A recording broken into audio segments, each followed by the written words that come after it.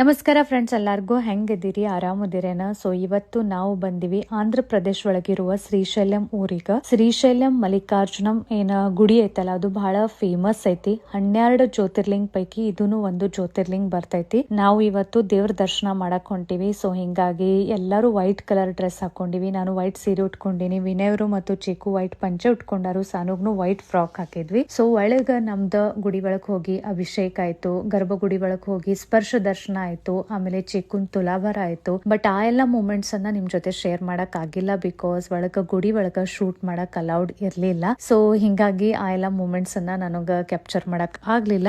But ಬಹಳ ಚಲೋ ಅನಿಸ್ತು, ಬಹಳ ಪಾಸಿಟಿವ್ ವೈಬ್ಸ್ ಸಿಕ್ಕು, ಬಹಳ ಗುಡ್ ವೈಬ್ಸ್ ಸಿಕ್ಕು.